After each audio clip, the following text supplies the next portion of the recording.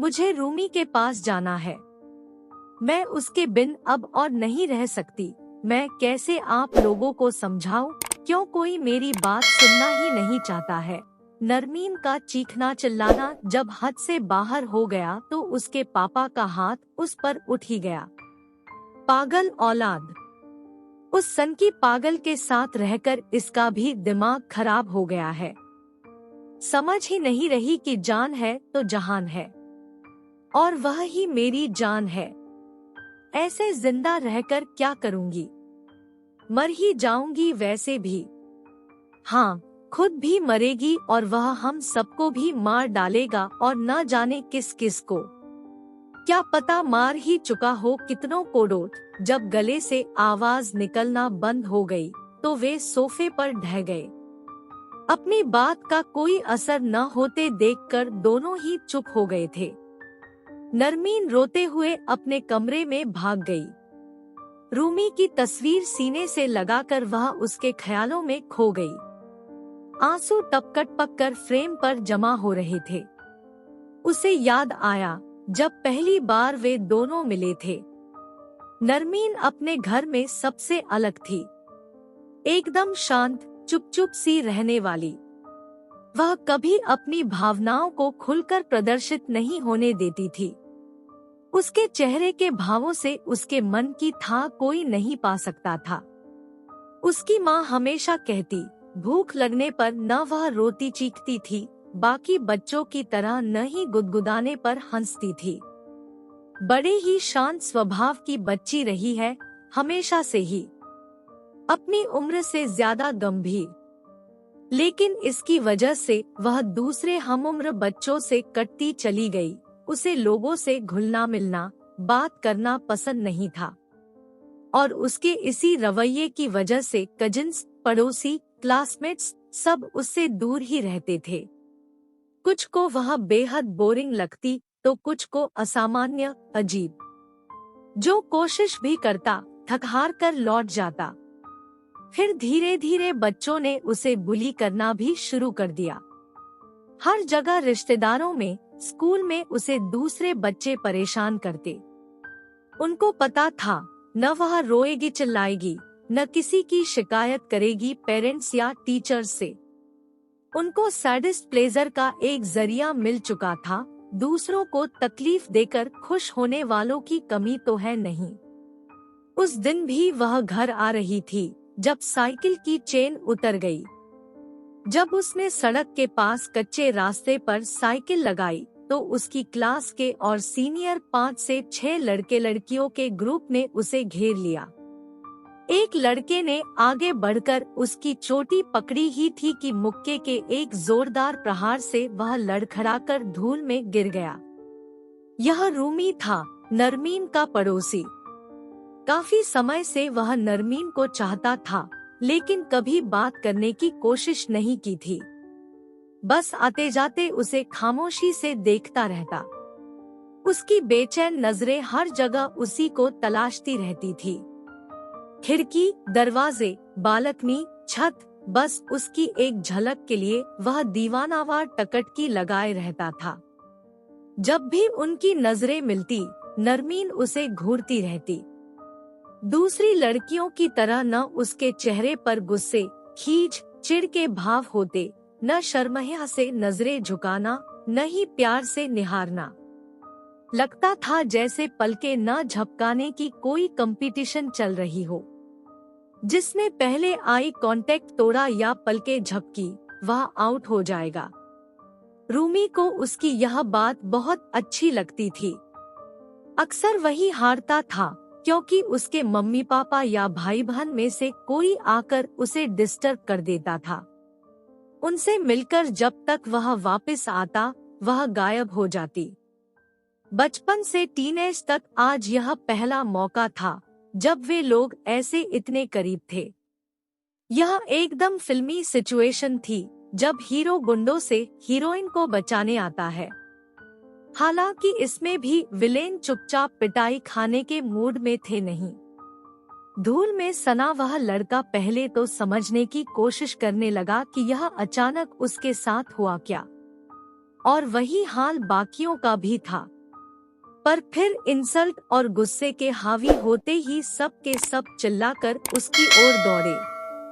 पर तब तक उछलकर वह एक ऊंचे टीले पर चढ़ चुका था और उसके हाथ में छुरा लहरा रहा था। ओरिजिनल रामपुरी है बेटा लोग, यह धार ट्राई करना हो तो आ जाओ। 5 हो या 50, गाजर मूली की तरह काट कर रख देगा। रूमी आवाज को यथासंभव भारी और गहरी करके दहाड़ा। अब झुंड में दहशत फैल गई। जो भी हो, थे तो स्कूली बच्चे ही, जिन्हें एक कमजोर को सताने में मजा आता था। पर अभी जो हो रहा था आउट ऑफ सिलेबस था। लेकिन जिस लड़के को मुक्का पड़ा था वह अभी भी बिलबिला रहा था। दर्द और सबके सामने हुए अपमान को नजरअंदाज करना आसान नहीं था। इसलिए बाकियों को गाली देते हुए वह स्प्रिंग की तरह उछला। रूमी छुरा पीछे करके बंद करता, इससे पहले ही उस लड़के का हाथ छुरे से छुआया और खून की धार बह निकली। अब तक तमाशाई बने बाकी बच्चे सिर पर पैर रखकर भागे। लड़का भी उनके पीछे पीछे पागल है दोनों कहकर गालियां देता हुआ भागा। इतने सालों में पहली बार था जब नरमीन के होंठ कुछ इंच खिंचे थे और मुस्कुराने जैसा कुछ किया था। क्या जरूरत थी हीरो बनने की? यह भी पहली बार था जब आज वह उससे मुकातिब थी। जरूरत थी। जो तुम्हारा काम है वह मुझे करना पड़ा। हालांकि रूमी ने धीरे से जवाब दिया, मेरा काम मैं बखूबी जानती हूँ। आगे से एवेंजर मत बनना। ओ, लगता है किसी को फिक्र है हमारी। जी नहीं, बस इस बात की फिक्र है कि तुम्हारी शिकायत न कर दे ये लोग स्कूल में। तुम्हारा आखिरी साल है यह। Don't worry. पहले तो इनकी ईगो हर्ट हुई है आज, इसलिए चुप रहेंगे। दूसरी बात, शिकायत किस बात की करेंगे? सबके सब मिलकर तुमको हैरास कर रहे थे, मैंने डिफेंस किया इस बात की। जो भी हो, मेरी चिंता मत करो। आगे से मेरे मामले में पड़ने की जरूरत नहीं। हाँ, आज के लिए शुक्रिया। किसी ने पहले मेरे लिए यह नहीं किया, सिर्फ परेशान ही किया है। Thanks again and never do it again. Narmeen सपाट लहजे में बोलकर आगे बढ़ गई। अब से यह तुम्हारा नहीं हमारा मैटर है। मैं साथ नहीं छोड़ूंगा, न ही तुम्हें परेशान करने वालों को छोड़ूंगा। मेरे साथ की ख्वाहिश छोड़ दो, भारी पड़ेगी। नहीं दे पाओगे, कोई नहीं दे पाएगा। आखिरी सांस तक साथ दूंगा तुम्हारा, चाहे जो हो। यह वादा है तुमसे। हम देखेंगे। लाजिम है कि तुम देखोगी। हाँ हाँ हाँ, कतई फिल्मी। उस दिन के बाद से नरमीन को एक साथी मिल गया था, पर रूमी का खौफ सब में बैठ गया था। अब वे जानते थे कि नरमीन की तरफ नजर भी उठाई तो वह कुछ भी कर गुजरेगा। पढ़ाई के साथ साथ ही रूमी अपने पापा का बिजनेस संभालने लगा था, तो डिग्री कंप्लीट करने के बाद सेटल होने में ज्यादा वक्त नहीं लगा। इसलिए बिना देर किए नरमीन का हाथ मांग लिया। लेकिन नरमीन के पेरेंट्स नर्वस थे। वे जानते थे कि दोनों एक दूसरे को चाहते हैं, पर ये भी जानते थे कि दोनों अजीब हैं, अलग हैं, और जिसने भी कभी इन दोनों में से किसी के साथ पंगे लेने की कोशिश की है उसे भुगतना पड़ा है। हालांकि रूमी हर बार साफ बच निकलता था, पर नरमीन को लेकर वह जितना पजेसिव था उन्हें डर लगा रहता था। जब उन्होंने शांति से अपनी बात बेटी के आगे रखनी चाही, तो पहली बार उसका गुस्सा, उसका रौद्र रूप देखकर वे घबरा गए। आखिरकार दोनों की शादी हो ही गई और वे इस शहर और यहाँ के लोगों को छोड़कर अपनी नई दुनिया बसाने चल दिए। लेकिन नरमीन की खामोश तबीयत और रूमी के उसे हद से ज्यादा प्रोटेक्ट करने वाले रवैये ने यहाँ भी लोगों का ध्यान खींचा। उन्हें बच्चे और बच्चों को वे कम ही पसंद आते थे। शायद इसीलिए अभी फैमिली बढ़ाने का भी उनका कोई प्लान नहीं था। Demon shut up. I am sorry, न जाने क्यों यह आपको देखते ही भौंकने लगता है। आमतौर पर शांत ही रहता है। मिसेस शर्मा अपने कुत्ते की चेन खींचते हुए शर्मिंदा सी हो रही थी। तभी उनका बेटा बोल पड़ा, वैम्पायर कपल को देखकर बेचैन हो जाता है बेचारा, वह भी क्या करे। अपने बच्चे और कुत्ते को कंट्रोल में रखे मैडम। संभलते नहीं तो पालिए ही मत। रूमी की गरज पर नरमीन सहमते हुए उसे फ्लैट के अंदर ले गई। कुछ ही दिन गुजरे थे कि डीमन को रोड से बेहोशी की हालत में लाया गया। उसकी एक आंख से खून निकल रहा था, कोई नुकीली चीज लगने के कारण।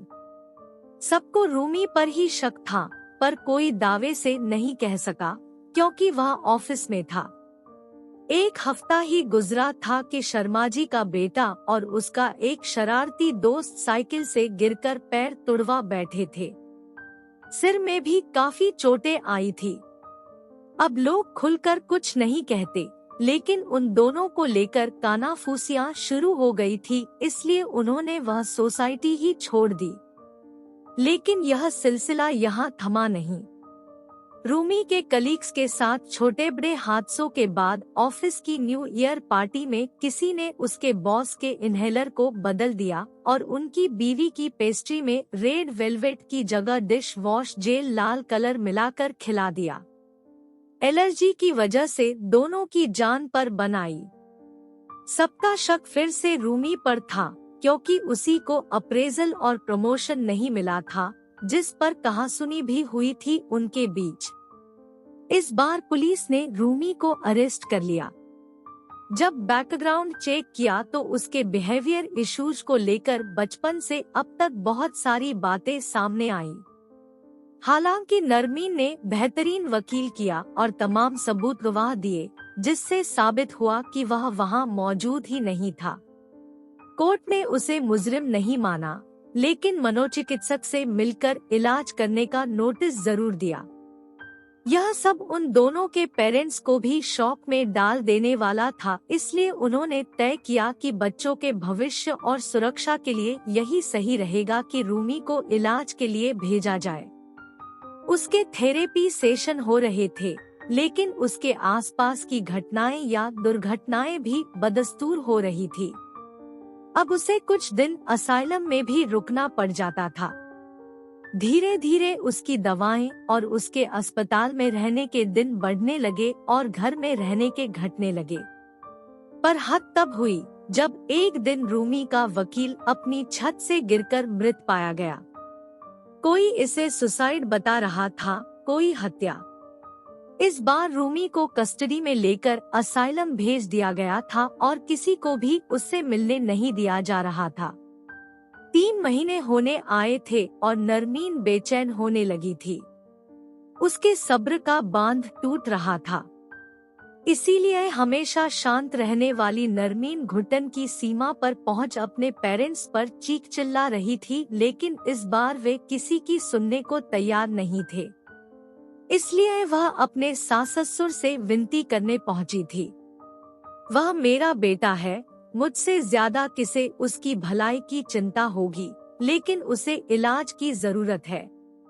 वह इतना शातिर है कि हर बार डॉक्टर्स को बेवकूफ बना देता है।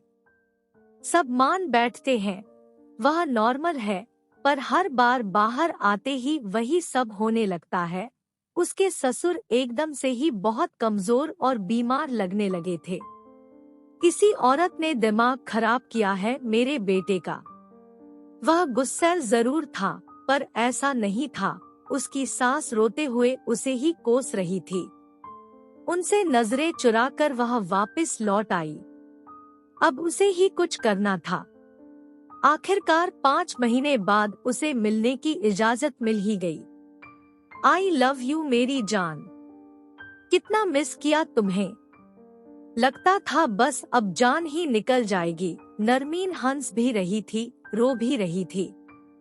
Love you most. मुझे ऐसा लगता था कि मैं तुम्हें सबसे ज्यादा चाहता हूँ और तुम्हारी हमेशा रक्षा कर सकता हूँ, तुम्हें इस दुनिया से बचाकर रख सकता हूँ। लेकिन देखो मैं कितना गलत था। मेरी इस गलती ने कितना कुछ गलत कर दिया जो सही नहीं किया जा सकता। जरूरत है अब तुम्हें सीरियसली अपने ट्रीटमेंट के बारे में सोचना होगा। पहले मैं यही सोचकर डरता था कि मेंटल असाइलम में न जाने क्या क्या होगा तुम्हारे साथ। लोग पागल का ठप्पा लगा देंगे, इसलिए तुम्हारी हर करतूत को छिपाता गया, हर इल्जाम को सिर लेता गया अपने, क्योंकि तुमसे बेपनाह प्यार है। लेकिन वकील को पता चल गया कि मैं नॉर्मल हूँ और प्रॉब्लम तुम में है, तो तुमने उसकी जान ही ले ली। यह मैं बर्दाश्त नहीं कर पा रहा। तुम खूनी नहीं थी, तुम्हें बस सही टाइम पर मदद और सही इलाज की जरूरत थी, वरना तुम्हारी बीमारी इस हद तक नहीं बढ़ती। रूमी सच में बहुत शर्मिंदा था। ओह कम ऑन यार, मैं तो तुम्हें बाहर निकालने की फिराक में थी कि अच्छी सी, भोली सी, शांत सी, कमजोर सी, डरी समी लड़की बने तंग आ गई। फ्रस्ट्रेट हो रही हूँ, कुछ करने को ही नहीं मिल रहा। तुम जो नहीं हो कवर करने को, लेकिन तुम यहाँ मुझे ही अंदर करने का प्लान बनाए हुए हो। बस इतना ही प्यार। नरमीन के होठों पर शैतानी मुस्कान है। प्यार तो बहुत है, तभी इतने सालों से यह सब सह रहा हूँ।